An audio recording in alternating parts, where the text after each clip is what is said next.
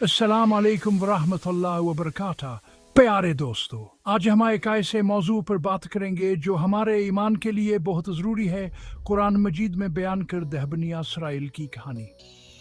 ये सिर्फ एक पुरानी कहानी नहीं है, बल्कि इसमें हमारे लिए बेहद से सबक हैं। कुरान पाक में अल्लाह ताला ने बनी इसराइल का जिक्र बार बार किया है और उनके वाक़यात को बयान फरमाया है। उन वाक़यात में जहाँ उनकी बुजुर्गियाँ और अल्लाह की तरफ से दी गई नेमतों का जिक्र, वहीं उनकी गलतियाँ, गुमराहियाँ और नाफरमानियाँ भी बयान की गई हैं। हम इस सफ़र में बनी इसराइल के उरूज व ज़वाल, उनके नबियों के साथ आजमाइशों और अल्लाह की रहमत व गज़ब को देखेंगे। इससे हमें ये समझने में मदद मिलेगी कि अल्लाह ताला अपने बंदों से क्या चाहता है और हम अपनी जिंदगियां इसकी रजा के मुताबिक कैसे गुजार सकते हैं।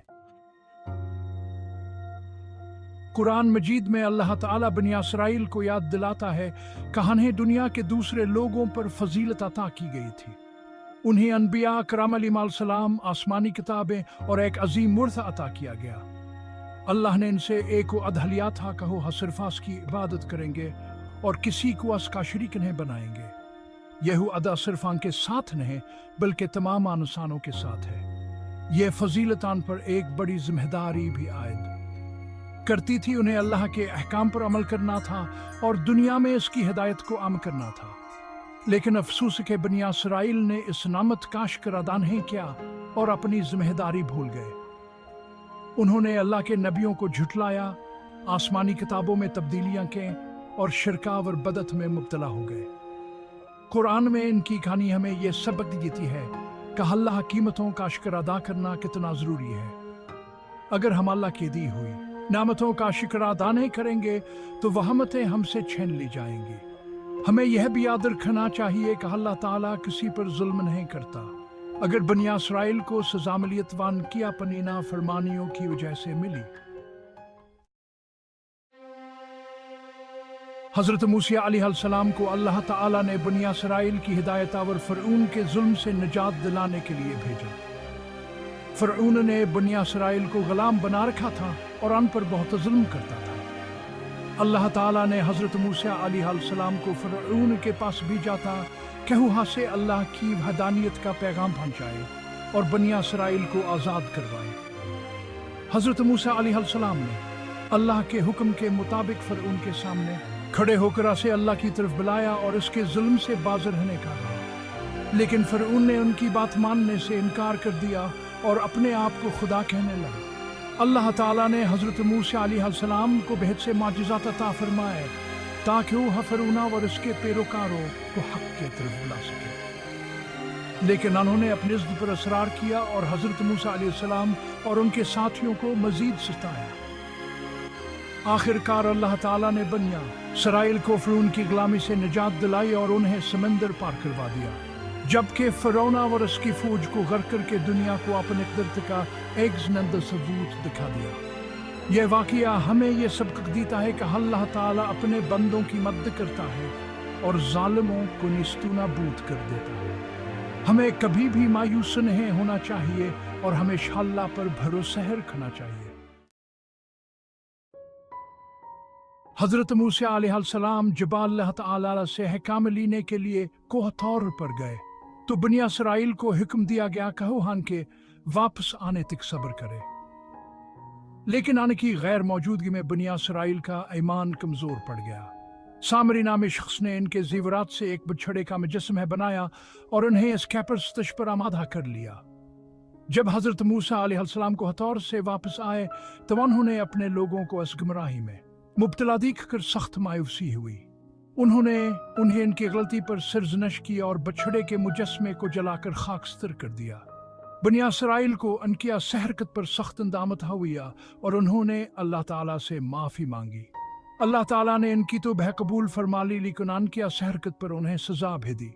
यह वाक़या हमें बताता है कि ईमान एक ऐसा कीमती खजाना है जिसकी हिफाजत करना बहुत ज़रूरी है। शैतान हमें हर वक्त गम राह करने की कोशिश करता है और हमें अल्लाह की याद से दूर करना चाहता है। हमें चाहिए कि हम हमेशा अल्लाह की याद में रहें और शैतान के वसवसों से बचें ताकि हमारी जिंदगियां अल्लाह की रज़ा के मुताबिक गुजर सकें। اللہ تعالیٰ نے بنی اسرائیل کو حکم دیا تھا، کہو ہم قدس سرزمین میں داخل ہوں جہاں ان کے لیے بہت نعمتیں تھیں۔ لیکن بنی اسرائیل نے اللہ کے حکم پر عمل کرنے سے انکار کر دیا کیونکہ وہاں سرزمین کے رہنے والوں سے ڈرتے تھے۔ انہوں نے کہا کہ وہاں طاقتور لوگ رہتے ہیں اور ہم ان کا مقابلہ نہیں کر سکتے۔ اللہ تعالیٰ نے ان کی سبزدلیہ اور نافرمانی پر انہیں سزا دیا اور انہیں 40 سال تک صحرائے سینا میں بھٹکنے پر مجبور کر دیا۔ ان 40 سالوں میں انہیں سخت مشکلات کا سامنا کرنا پڑا۔ ان کے پاس کھانے پینے کی چیزیں ختم ہو گئیں اور وہ بھوک و پیاسی سے بلکتے رہے۔ یہ واقعہ ہمیں بتاتا ہے کہ اللہ تعالیٰ اپنے وعدوں پر پورا اترنے والا ہے، وہاں اپنے بندوں سے کبھی وعدہ خلافی نہیں کرتا۔ لیکن ہمیں چاہیے کہ ہم اس کے احکام پر عمل کریں اور اس پر بھروسہ رکھیں۔ اگر ہم اللہ کے احکام پر عمل نہیں کریں گے اور اس پر بھروسہ نہیں رکھیں گے تو ہم بھی بنی اسرائیل کی طرح آزمائش اور مشکلات میں مبتلا ہو سکتے ہیں۔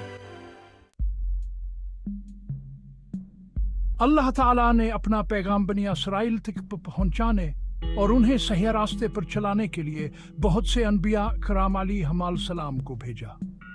حضرت داؤد علیہ السلام، حضرت سلیمان علیہ السلام، حضرت زکریا علیہ السلام، حضرت یحییٰ علیہ السلام اور حضرت عیسیٰ علیہ السلام جیسے انبیاء کرام علیہم السلام نے انہیں اللہ کا پیغام پہنچایا اور انہیں شرک اور بدعت سے روکا۔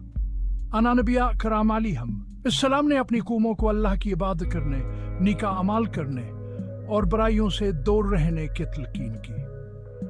انہوں نے اپنی قوموں کو بتایا کہ اللہ تعالیٰ نے ان پر بہت سے احسانات کیے ہیں اور انہیں چاہیے کہ وہ اس کا شکر ادا کرے۔ لیکن افسوس کہ بنی اسرائیل نے انبیاء کرام علیہم السلام کی بات پر کان نہیں دھرے اور ان کی مخالفت کرتے رہے۔ انہوں نے انبیاء کرام علیہم السلام پر طرح طرح کے بہتان لگائے اور انہیں قتل کرنے کی کوششیں بھی کی۔ یہ واقعہ ہمیں بتاتا ہے کہ اللہ تعالیٰ نے ہمیں ہدایت کی انبیاء کرام علیہم السلام کو بھیجا ہے اور ہمیں چاہیے کہ ہم ان کی تعلیمات پر عمل کریں اور ان کا احترام کریں۔ انبیاء کرام علیہم السلام کی مخالفت کرنا اللہ تعالیٰ کی مخالفت کے برابر ہے اور ایسا کرنے والے دنیا و آخرت میں سخت عذاب کے مستحق ہیں۔ اللہ تعالیٰ نے بنی اسرائیل کے ساتھ جو عہد کیا تھا وہی تھا کہ وہ اللہ کی عبادت کریں گے اور کسی کو اس کا شریک نہیں ٹھہرائیں گے۔ لیکن بنی اسرائیل نے بار بار اس عہد کو توڑا اور شرک اور بدعت میں مبتلا ہوتے رہے۔ انہوں نے اللہ کے سوا دوسروں کو پکارنا شروع کر دیا اور ان سے اپنی حاجتیں مانگنے لگے۔ انہوں نے اللہ کی کتابوں میں بھی تبدیلیاں کی اور اپنی مرضی کے مطابق ان میں تبدیلیاں کرتے رہے۔ انہوں نے اللہ کے احکام کو چھپایا اور لوگوں کو گمراہ کرتے رہے۔ ان کی نئی حرکتوں کی وجہ سے اللہ تعالیٰ کا ان پر غضب نازل ہوا اور انہیں دنیا و آخرت میں ذلیل و خوار کیا گیا۔ یہ واقعہ ہمیں بتاتا ہے کہ اللہ تعالیٰ کے ساتھ کیے گئے وعدے کو توڑنا بہت بڑا گناہ ہے۔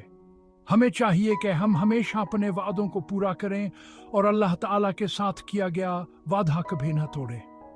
اگر ہم اللہ تعالیٰ کے ساتھ کیے گئے عہد کو توڑیں گے تو ہمیں بھی بنی اسرائیل کی طرح ذلت اور سوائی کا سامنا کرنا پڑے گا۔ بنی اسرائیل نے اپنی زندگی میں بہت سی غلطیاں کی اور اللہ تعالیٰ کے احکام کی نافرمانی کی، لیکن اللہ تعالیٰ اپنی رحمت سے انہیں بار بار تو بہ کرنے کا موقع دیتا رہا۔ جب بھی وہ اپنی غلطیوں پر نادم ہوئے اور سچی تو بہ کی تو اللہ تعالیٰ نے انہیں معاف فرما دیا اور ان پر اپنی رحمتوں کے دروازے کھول دیے۔ اللہ تعالیٰ نے انہیں بتایا کہ وہ تو بہ کرنے والوں کو پسند کرتا ہے اور ان کی مغفرت فرماتا۔ اللہ تعالیٰ نے انہیں یہ بھی بتایا کہ وہ ہم پر ظلم نہیں کرتا بلکہ خود ہے اپنے آپ پر ظلم کرتے ہیں۔ یہ واقعہ ہمیں بتاتا ہے کہ اللہ تعالیٰ کی رحمت بہت وسیع ہے اور وہ ہر گناہ کو معاف فرما دینے والا ہے۔ ہمیں چاہیے کہ ہم کبھی بھی مایوس نہ ہوں اور ہمیشہ اللہ تعالیٰ سے اپنی مغفرت کی دعا کرتے رہیں۔ اگر ہم سچی بہریں گے تو اللہ تعالیٰ ہمیں ضرور معاف فرما دے گا اور ہمیں اپنی رحمت کے سائے یہ جگہ دے گا۔ بنی اسرائیل کی کہانی ہمارے لیے بڑی عبرت والی ہے۔ ان کے واقعات ہمیں بتاتے ہیں کہ اللہ تعالیٰ کیا تھا اور اس کی رضا پر مبنی زندگی گزارنا ہی کامیابی کا راز ہے۔ جو قومیں اللہ کے احکامات پر عمل کرتی ہیں وہ سربلند ہوتی ہیں، اور جو قومیں اللہ کی نافرمانی کرتی ہیں وہ ذلیل و خوار ہوتی ہیں۔ ہمیں چاہیے کہ ہم بنی اسرائیل کی غلطیوں سے سبق سیکھیں اور اللہ تعالیٰ کے اطاعت اور اس کی رضا پر مبنی زندگی گزارے تاکہ ہم دنیا و آخرت میں کامیاب ہو سکیں۔